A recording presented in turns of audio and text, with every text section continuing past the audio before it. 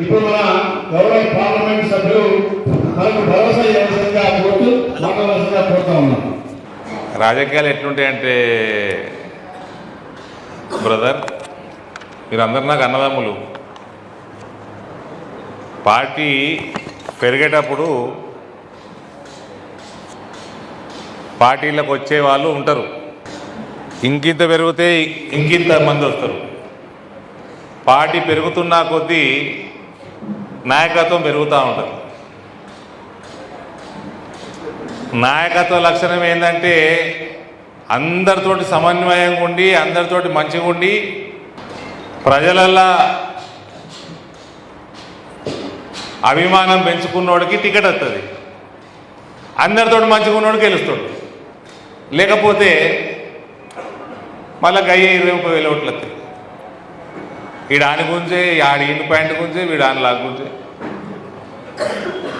ఇవాళ తెలంగాణ రాష్ట్రంలో భారతీయ జనతా పార్టీ ఎదుగుదలలో ఉంది. ఎదగాల్సినంత ఎదిగిందా లేదా అనేది విశ్లేషణ చేసుకోవాలి, కానీ ఎదుగుతున్నది. ఒక కాంగ్రెస్ కేసీఆర్ వ్యతిరేక పవనాలు, కాంగ్రెస్ అనుకూల వాతావరణంలో మనము పార్లమెంట్ నియోజకవర్గంలో కేసీఆర్ని చాలా జాగాలలో ఓడగొట్టినాము. కాంగ్రెస్ ఎదుగుదల కూడా ఆపగలిగిన 2 జిల్లాలలో 2 పార్లమెంట్లలో నిజామాబాద్ పార్లమెంట్ ఒకటి. భారతీయ జనతా పార్టీ ప్రభుత్వంలోకి రావడానికి ఎక్కువ సమయం లేదు. అందులో భారతీయ జనతా పార్టీ తెలంగాణలో ప్రభుత్వం ఏర్పాటు చేసే దిశలో అత్యధికంగా బలపడుతున్న 2 జిల్లాలు, 2 పార్లమెంట్లు ఆదిలాబాద్, నిజామాబాద్.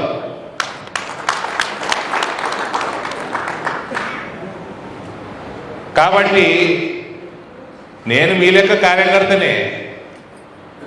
నాకేమీ నరేంద్ర మోడీతో సుట్టరికం లేదు, అమిత్ షాతో సుట్టరికం లేదు. నేను జాయిన్ అయినప్పుడు అమిత్ షా కొడుకు నేను హెలికాప్టర్లో దిగుతామంటే అని పుకారులు వేసినాయి. నాకు ఓలా సుట్టరికం లేదు, మీ లెక్కనే కార్యకర్తను నేను. నాకు జాయిన్ అయినప్పుడు నాకు కిషన్ రెడ్డి తెలియదు, దత్తాత్రేయ తెలియదు, డాక్టర్ లక్ష్మణ్ తెలియదు, తెలియదు. అరే ఒక కార్యకర్త బలంగా ఉంటారంట, మంచిగా కొట్లాడిండు పోయినసారి అని బండి సంజయ్ ఆయన పేరు అని చెప్తే నేను 2017 దసరా నవరాత్రులలో కారు వేసుకొని పోయిన బండి సంజయ్ని కలవనీకి. ఏం పూజ చేస్తాడు, ఏదో బాగా చెప్తున్నారు, యువత బాగా చెప్తున్నారు బీజేపీలో. సో నేను పోయి కలిసేసి వచ్చిన. ఆయన పూజల ఆ నవరాత్రుల గుడి బయటికి వెళ్ళాడు కదా, నేను పోయి ఒకరోజు సాయంత్రం ఆయనతో 2 గంటలు ఉండి పూజ చేసుకొని వచ్చిన. ఆడికెళ్ళి ఇవాళ కాంగ్రెస్ ప్రభంజనంలో కాంగ్రెస్ని ఆపగలిగే స్థాయికి బీజేపీ పెరిగింది మన పార్లమెంట్.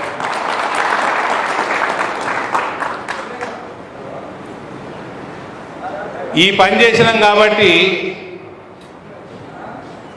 ఎలక్షన్లు అయిపోయినాక నేను అడిగిన 2వ రోజు అపాయింట్మెంట్ ఇచ్చాడు నరేంద్ర మోడీ. ఆయనకు 3 రాష్ట్రాల ముఖ్యమంత్రులు చేసేది ఉండే, ఉన్న ప్రపంచంలో ఉన్న పంచాయతీలన్నీ ఆయనకే ఉంటాయి. అడగంగానే అపాయింట్మెంట్ వచ్చిందంటే నేను ఒక బలమైన కార్యకర్తని, భారతీయ జనతా పార్టీని తెలంగాణలో 2 అతిపెద్ద పార్లమెంట్లలో మనదొకటి అన్న ఆయనకి మెదడులో ఉన్నదన్నట్టు లెక్క.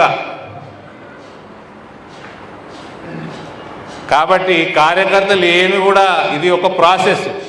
ప్రభుత్వం ఉట్టిగానే రాదు, ప్రభుత్వం ఉట్టిగానే రాదు, అంచెలంచెలనే వస్తుంది ప్రభుత్వం. నేను ఢిల్లీలో ప్రెస్ మీట్ పెట్టి చాలామంది చూసారు, బాగానే వైరల్ అయింది. రానున్న కాలంలో బీజేపీ కాంగ్రెస్ రాష్ట్రం అవుతుంది. కాబట్టి ఏది కూడా మనము బాధపడాల్సిన అవసరం లేదు. కొరుట్లలో ఎన్నడూ లేని విధంగా మనకి 62,000 ఓట్లు వచ్చినాయి.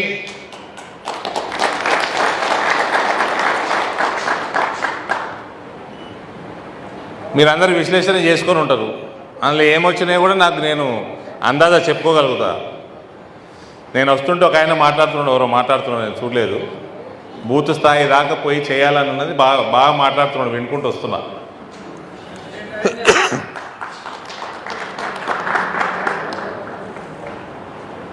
ఇక్కడ ఓటమికి మేజర్ కారణం కాంగ్రెస్ పెరగడం రాష్ట్రంలో. కాంగ్రెస్ది ఒక వేవ్ ఉన్నప్పుడు ఓటు పెరిగింది. కాంగ్రెస్ నేను అనుకున్న దానికంటే కాంగ్రెస్ సంవత్సరం కింద కాంగ్రెస్ అడేటోడు దిక్కు లేకుండా నిజామాబాద్ పార్లమెంట్లో కొరట్లనేది అస్సలు దిక్కు లేకుండే. వాళ్ళకి 40,000 ఓట్లు వచ్చుడు, మనకి మైనస్ అయ్యడం జరిగింది. ఇక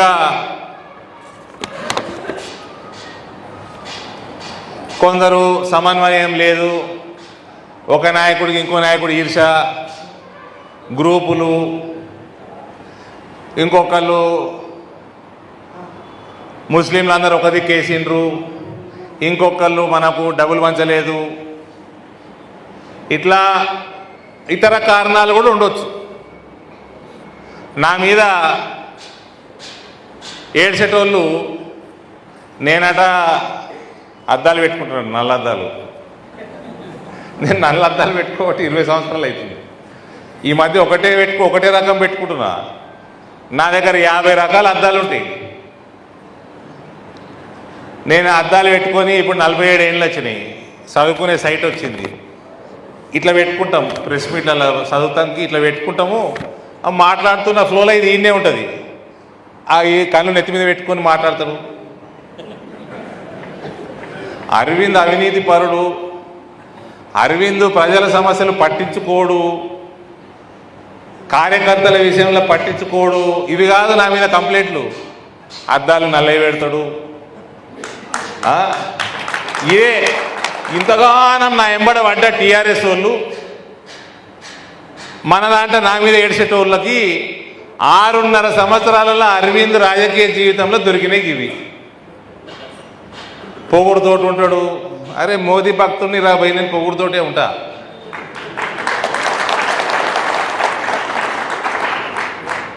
నేను నా కార్యకర్తతో పొగుడుతోటి ఉండ కదా, నా ప్రజలతో పొగుడుతోటి ఉండ కదా. అవతలోనికి పొగురే కనబడుతుంది నా దాంట్లో.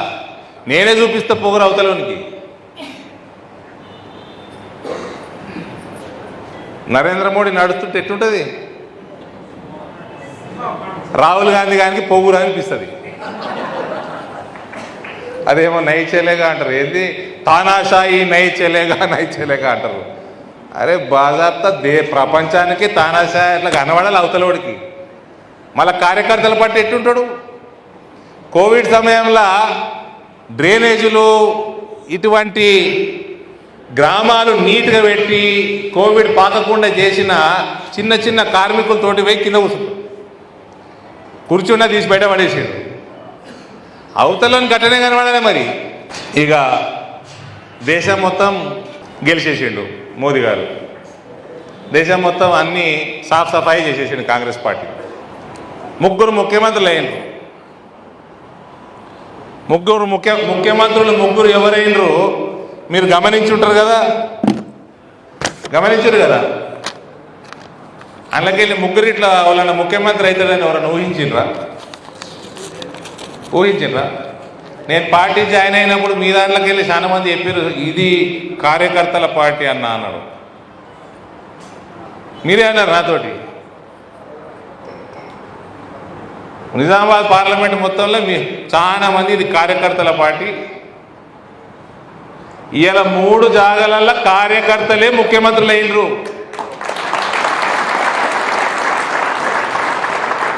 నేను ప్రచారం చేస్తుంటే మా మెట్పల్లి అధ్యక్షుడు రాజ్పాల్ ఉన్నాడు కదా వెనుక, బ్రహ్మాండంగా అవగాహనతోటి బ్యూటిఫుల్ స్పీచ్ ఇస్తున్నాడు. కానీ రాజకీయ సిస్టమ్ మారకపోతే రాజ్పాల్ మండల ప్రెసిడెంట్గానే ఉండిపోతావు. నువ్వు ఎన్నడూ జెడ్పీటీసీ కావు, నువ్వు ఎన్నడూ ఎమ్మెల్యే కావు, ఇక ముఖ్యమంత్రి ఎన్నడూ అవుతావా? 5 కోట్లు పెట్టి జెడ్పీటీసీ అవుతావా? కావు. మరి నువ్వు జెడ్పీటీసీ ఎమ్మెల్యేగా నువ్వు మధ్యప్రదేశ్ ముఖ్యమంత్రి లెక్క, రాజస్థాన్ ముఖ్యమంత్రి లెక్క, ఛత్తీస్గఢ్ ముఖ్యమంత్రి లెక్క ముఖ్యమంత్రి ఎప్పుడైతావు? నువ్వు ఎమ్మెల్యేనే కావు. తుకారాం మాట్లాడుతున్నాడు, ఉన్నాడా ఇక్కడ? తుకారాం మాట్లాడుతుంటే నాకు దిమ్మ తిరిగింది.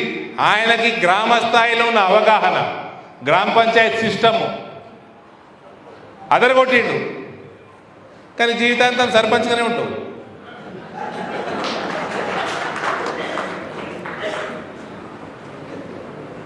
ఎన్నడగా జెడ్పీటీసీగా 5 కోట్లు ఉన్నాయా? ఉంటే చెప్పు. సుఖేందర్, భారతీయ జనతా పార్టీ సిస్టము సుఖేందర్కి తెలిసినంత చాలా తక్కువ మందికి తెలుసు రాష్ట్రంలో.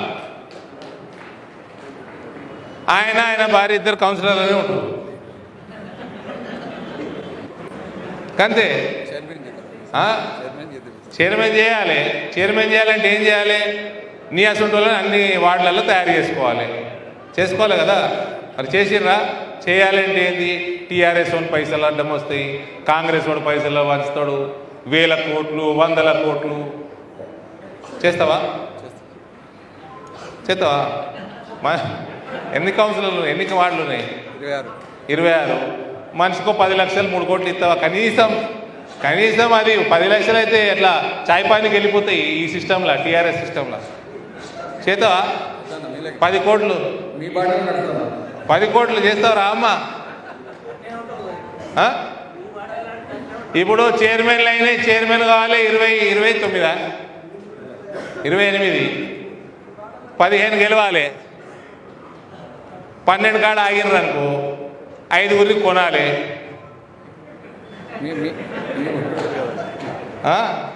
అది ఉన్నది చెప్తున్నా బాకుల్లా. వచ్చిన నా దగ్గరికి కూర్చో, పైసలు పంచాలి అన్నాడు. పైసలు ఉన్న వాళ్ళు అన్నారు, పైసలు లేని వాళ్ళు అన్నారు. నేను పంచేస్తా, నాకేం పెద్ద ఇబ్బంది కాదు. తర్వాత ఏంది? 8 పోయి 9 అవుతుండేనేమో ఎమ్మెల్యేలు, అంతే కదా. మీ సంగతి ఏంది? ఇవాళ పైసలు పంచకుండా ఎలక్షన్లు గెలవచ్చు అన్న నమ్మకం ఎందరికి వచ్చింది చెప్పుంది. ఇది కొరుట్ల నియోజకవర్గ కార్యకర్తలకు చెప్తలేను నేను.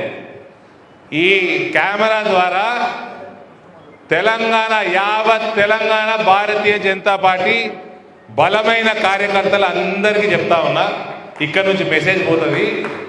డబ్బులు పంచకుండా ఎలక్షన్లు గెలవగలుగుతాము.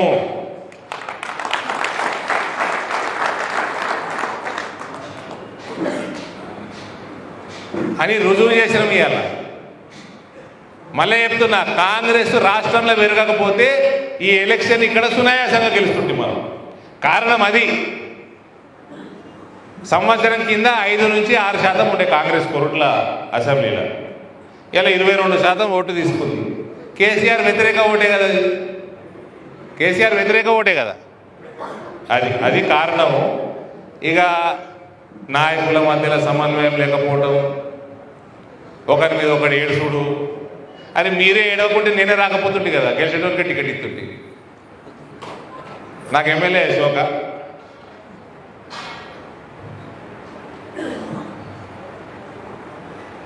నేను ఏడుకెళ్ళని నిలబడుతుంది నిజామాబాద్ పార్లమెంట్లో. సమన్వయం ఈడ తక్కువ ఉన్నది కాబట్టి నేను ఈడికి వచ్చిన నా అమ్మమ్మూరు, నేను పుట్టినూరు, అవన్నీ అందరికి తెలిసిన విషయాలే. అది చెప్పుకోవాల్సిన అవసరం లేదు నాకు. వీడికి వచ్చిన పార్టీని నిలబెట్టుడు కాదు, పార్టీని 4 ఇంతలు బలంగా చేసుకున్నాం.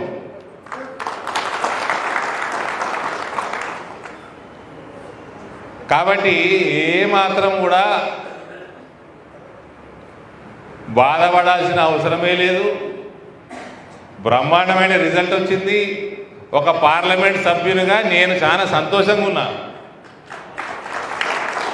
నేను పార్టీని పెంచడానికి పనిచేస్తున్నానని ఫస్ట్కే చెప్తా. ఇలా పార్టీ పెరిగిందిగా, తెలంగాణ మొత్తం పెరిగిన దాంట్లో మన 2వ స్థానం. అక్కడే నాకు జర బాధ ఉంది, మన 1వ స్థానం లేదు కాబట్టి లేదని. అది కూడా ఎందుకు లేదంటే, నిజామాబాద్ పార్లమెంట్లో కొంచెం Congress compare to Adilabad first నుంచి బలంగా ఉంటుండే. ఆదిలాబాద్లో కాంగ్రెస్ కంటే తెలుగుదేశం వాళ్ళు జర బలంగా ఉంటుండే. అటువంటి జిల్లాల, అటువంటి పార్లమెంట్లో కూడా మనం కాంగ్రెస్ ఎదుగుదలని మనం ఆపగలిగినాం.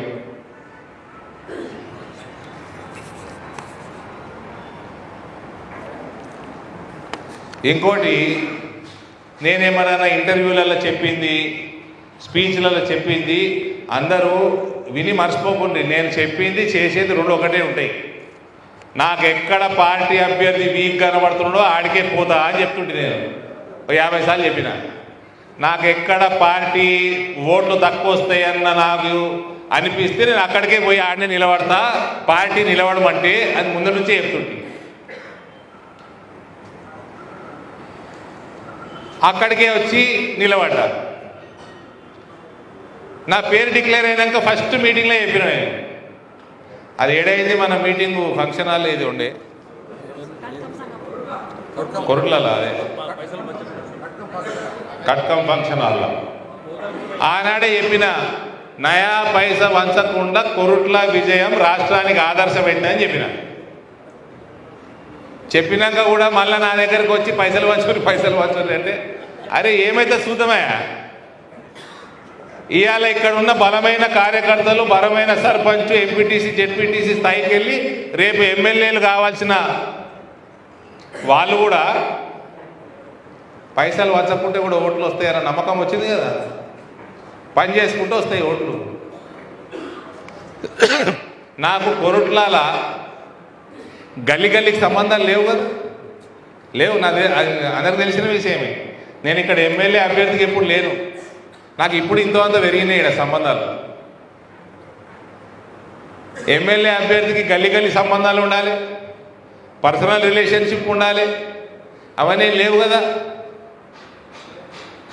కానీ ప్రజలు నన్ను అభిమానించి 62,000 మంది ఓట్లేసిందంటే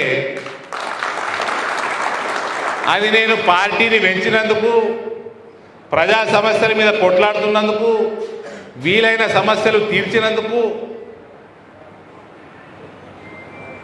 ఒక భారతీయ జనతా పార్టీ కార్యకర్తగా, ఒక ఎంపీగా ప్రజలలో స్థానం సంపాదించినందుకు. ఆర్మూర్లో నా ఇల్లు ఉంటుంది, అక్కడనే నిలబడితే ఇక్కడ నా మీద ఏం ప్రచారం చేసిరు, లోకల్ కాదు, వీడు ఉండడు, అది కూడా ఉండకపోవు. ఆడ గెలుస్తుంటే మేము. కానీ నాకు కొరుట్లలో 62,000 ఉండొచ్చా? ఇది ప్రక్రియ. భారతీయ జనతా పార్టీ తెలంగాణలో ఎదిగే పరిస్థితిలో ఉంది. ఆదిలాబాదు, నిజామాబాద్ పార్లమెంట్లు నరేంద్ర మోడీ గారికి ఏం రుజువు చేసినాయి అంటే ఈ 2 పార్లమెంట్లు పెరిగినట్టు రాష్ట్రమంతా పెరిగితే ప్రభుత్వం ఫామ్ చేసుకోవచ్చు అని ప్రూవ్ చేసినాయి. కాబట్టి దీన్ని బాధపడాల్సింది ఏమన్నది బ్రదర్? ఏం లేదు బాధపడాల్సింది. ఆ టీఆర్ఎస్ ప్రభుత్వం పోయింది, పీడ పోయింది. కార్యకర్తలకి పోలీస్ కేసులు పెట్టేటోడు ఉండడు. ఓ ఎమ్మెల్యే బెదిరిస్తే ఎంపీ కూడా ఉన్నాడు మీకు.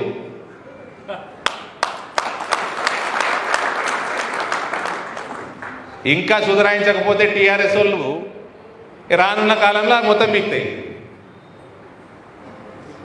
కాబట్టి ఒక ప్రజాస్వామ్యబద్ధంగా రాజకీయాలు చేసుకోవచ్చు ఇప్పుడు కార్యకర్తలు.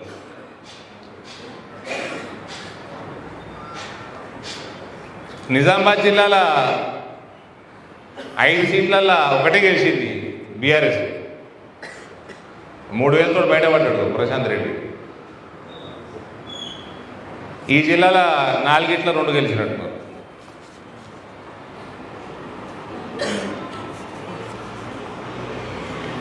కాబట్టి నేను డబ్బులు నాకు పంచమని ఫోన్లు చేసినప్పుడు వచ్చి చెప్పినప్పుడు నేను పంచలేదు కదా. అప్పటికైతే 3 ముఖ్యమంత్రులు కాలేదు కదా, మధ్యప్రదేశ్కి, రాజస్థాన్కి, ఛత్తీస్గఢ్కి అయితే కాలేదు కదా. ఇలా ఓన్లైన్లో మీరు చూసారు కదా. ఏం తుకారాం చూసినావు కదా. కార్యకర్తలు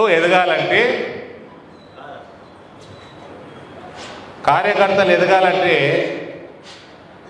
మన రాష్ట్రంలో ఉన్న రాజకీయ సిస్టమ్ మారాలి. ఉత్తరప్రదేశ్లో 40 లక్షలు 30 లక్షలు ఎమ్మెల్యే అవుతాడు. నువ్వు కౌన్సిలర్ కూడా ఎక్కువ పెట్టి ఉంటావు. ఖర్చు కాదా? సరే, అది ఆ మంచి పేరు నీ వార్డులలో ఉన్నది చూసినావా, అది అసెంబ్లీ నియోజకవర్గంలో వచ్చేటట్టు పని చేసుకుంటే గెలుస్తాం, అయిపోయాం, ఖర్చు కాదు. గుజరాత్లో, మధ్యప్రదేశ్లో, ఛత్తీస్గఢ్లో, ఉత్తరప్రదేశ్, హర్యానా, హిమాచల్, పంజాబ్ 50 లక్షల లోపల ఎమ్మెల్యేలు అయిపోతారు. ₹1 కోటి పెడితే ఎంపీలు అయిపోతారు. కార్యకర్తలు ఎదిగే అవకాశం ఉంటుంది. రాజస్థాన్ ముఖ్యమంత్రి ఏబీవీపీ కార్యకర్త. చదువుతా ఉన్న సీఎంల గురించి కొద్దిగా అప్పుడప్పుడు టైం దొరికినప్పుడు 2003లో ఆయన బీజేపీ టికెట్ ఇవ్వలేదో ఏందో, మరి ఏదో వేరే మన ఇండిపెండెంట్ పార్టీ పేరు ఏదో ఉన్నది, దాని మీద నిలబడ్డాడు. దాదాపు 6,000 ఓట్లు వచ్చినాయి, 5,500-6,000 ఓట్లు వచ్చినాయి. కరెక్ట్ 20 సంవత్సరాల తర్వాత బీజేపీ టికెట్ ఇచ్చింది, గెలిచిండు, ముఖ్యమంత్రి అయ్యాడు. మధ్యలో 10-12 సంవత్సరాలు మన రాజస్థాన్కి జనరల్ సెక్రటరీ ఉండే పార్టీకి. ఆర్గనైజేషన్ నుంచి వచ్చినోడు ఎమ్మెల్యే కాగానే ముఖ్యమంత్రిని చేసేసారు. మధ్యప్రదేశ్ ఆయన ముఖ్యమంత్రి మొన్న మన అసెంబ్లీ ఎన్నికలల్లో అక్కడ పోలింగ్ అయిపోయినాక వచ్చినట్టు హైదరాబాద్ ఒక నియోజకవర్గంకి వచ్చి అందరితోటి మనతోటి ఇట్లా కూర్చొని మాట్లాడుతూ ఉన్నాడు, పని చేసుకుంటున్నాడు. ఈడికెళ్ళంటి వేయండి ముఖ్యమంత్రి అయ్యాడు. ఒక ఆదివాసీ ఛత్తీస్గఢ్లో ముఖ్యమంత్రి అయ్యాడు, మన కార్యకర్త. కానీ నేను పైసలు పంచను అని చెప్పినప్పుడైతే నాకు ఇలా అవుతారని తెలియదు కదా నాకు. అంటే నరేంద్ర మోడీ ఆలోచన, మన ఆలోచన ఒకటే లైన్ ఉన్నట్టు లెక్క. దూరం ఆలోచన చేయాలా. నేను 4 పైసలు వంచి 62, 63, 64 అవుతుండే బ్రదర్, 72 కాకపోయి అది పెట్టుకోవాలి. కారణం కాంగ్రెస్ పెరగడమే కారణం. 80-90% అదే కారణం. ఓ 10%, 15% చిన్న చిన్నవి ఉంటాయి ఇవన్నీ. కాబట్టి ఇసుంటి అన్ని అధికారులు అద్దాలు నెత్తి మీద పెట్టుకుంటాడు, సరిగ్గా మాట్లాడాడు, నల్ల అద్దాలు పెట్టుకుంటాడు. నేను సరిగ్గా మాట్లాడితేనే కదా లీడర్నైనా. ఇవాళ నేను ఎన్నిసార్లు సపోర్ట్ కొట్టింది మాట్లాడుతుంటే, నేను మాట్లాడుతున్న లీడర్ లేదా కదా. వీళ్ళకి ఇవి దొరుకుతాయి చెప్పనీకే. కాబట్టి సమన్వయంతో పనిచేసుకోండి, అందరు కలిసి పనిచేసుకోండి, ఒకటిలాగా ఇంకోటి గుంజుకోకుండ్రి. భార్య రామ మండల్ ప్రెసిడెంట్ కాడికి వెళ్ళి పంచాయతీ ఓని మండల్ ప్రెసిడెంట్ చేద్దామంటే ఒకడు ఇటు కూస్తాడు, ఒకడు అటు కూస్తాడు. నా మోరేపల్లి అన్న సగం నెత్తిన కొట్టి నాకు. సమన్వయంతో పని చేసుకొని ప్రజల మధ్యలో ఉండి పట్టువారు సంపాదించుకున్నాడు అల్కగా ఎమ్మెల్యే అవుతాడు. కాబట్టి నథింగ్ టు వరీ. మరోసారి ఆలస్యమైనందుకు క్షమాపణలు కోరుతా ఉన్నా. మన పార్లమెంటు యావత్ తెలంగాణకి భారతీయ జనతా పార్టీ ఏం చేయగలుగుతుందో మనం దిక్సూచి చేసినాం తెలంగాణకు మొత్తం. మన రాష్ట్ర బీజేపీకే మనం దిక్సూచి. కాబట్టి ఫీల్ ప్రౌడ్. మీరందరూ బాగా పనిచేసిండ్రు. చిన్న చిన్న ఉంటే వేరే విషయం. ఆడొకడు వచ్చిండు, ఈ జమాతులు మన్ను మశానం ఉంటాయి కదా, ఇలా తుర్కొల్లయి గడ్డం ఉంటుంది, మీసాలు ఉంటాయి చూడు.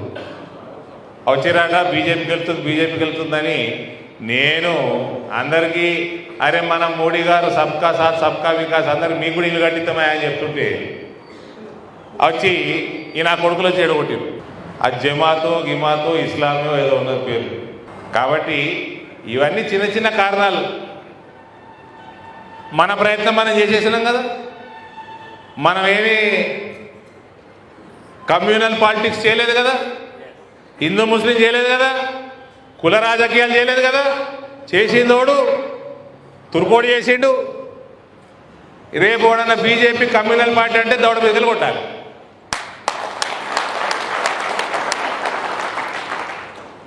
కుల రాజకీయాలు కూడా చేయలేం మనం. మన పార్టీ సిద్ధాంతం. నేను ఏడా కూడా కుల మీటింగ్లకు పిలిచిరు నన్ను, నేను కుల మీటింగ్లకు రానని చెప్పిన. 2 అంశాలు, కుల రాజకీయాలు చేయకున్నా ఎలక్షన్లు గెలవగలుగుతాం, డబ్బులు పంచకున్నా ఎలక్షన్లు గెలవగలుగుతాం.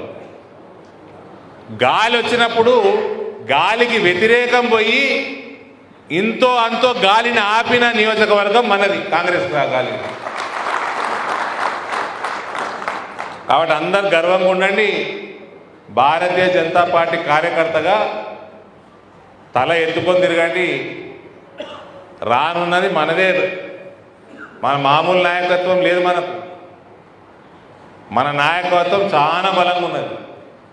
తెలంగాణలో మనం చేసుకున్న కొన్ని తప్పుల వల్ల మనం వీక్ అయినాం కాబట్టి, కానీ ఎవ్వరు చేయలేదు. ఇది ప్రో కాంగ్రెస్ ఓటు అనుకోని నేను, ఇది యాంటీ కేసీఆర్ ఓటు.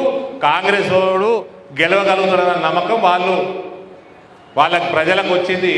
కాంగ్రెస్ ఓటేసారు రాష్ట్రం అంతా. మన దగ్గర లేకుండే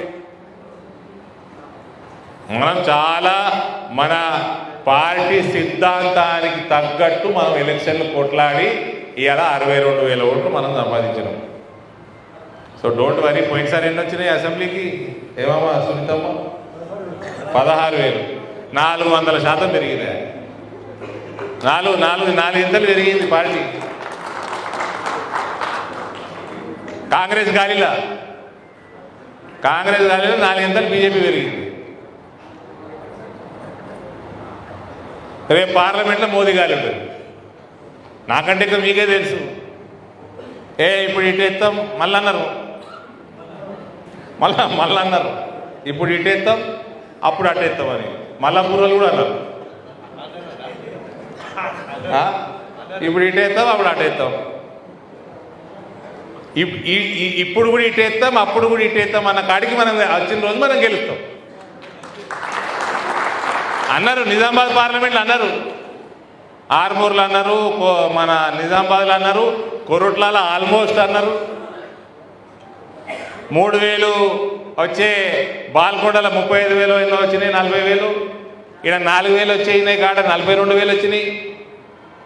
10,000 వచ్చిన నిజామాబాద్ రూరల్లో 52,000 వచ్చినాయి. కాబట్టి పార్టీ 90,000 2018 అసెంబ్లీ ఎన్నికలలో 90,000 వచ్చినాయి. 3,70,000 ఓట్లు, 4 ఇంతలు. కొరుట్లనే కాదు, పార్లమెంట్ మొత్తం 400% భారతీయ జనతా పార్టీ పెరిగింది. ఇంకోటి చెప్తాం మీకు, ఇప్పుడు ఇక్కడ ఎత్తాం, అప్పుడు మోడీకి ఎత్తాం.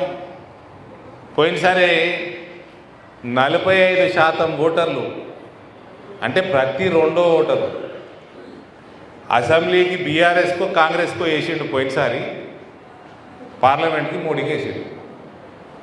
మనం 90కి వెళ్ళి 4,80,000 వచ్చినాం. ఇవాళ మనం ఆల్మోస్ట్ 4 లక్షలకు అసెంబ్లీలోనే ఉన్నాం. మళ్ళీ ఇప్పుడు కూడా అంటున్నారు అటెత్తామని. దిస్ ఈజ్ ప్రాసెస్ బలంగా ఆదిలాబాదు పార్లమెంటు, నిజామాబాద్ పార్లమెంటుకి వెళ్ళి భారతీయ జనతా పార్టీ రాష్ట్రంలో ప్రభుత్వం ఏర్పాటు చేస్తుంది అన్న ప్రక్రియ మన దగ్గరికి బలంగా ఈ నుంచి పెరిగింది. కాబట్టి మనం అందరం గర్వంగా ఉండాలా. ఏమాత్రం ఇబ్బంది పడాల్సిన అవసరం లేదు. ఇక చాలా మంది ఆకలి ఐటోళ్ళని తిట్టుకుంటున్నట్టున్నారు. భారత్ మాతాకి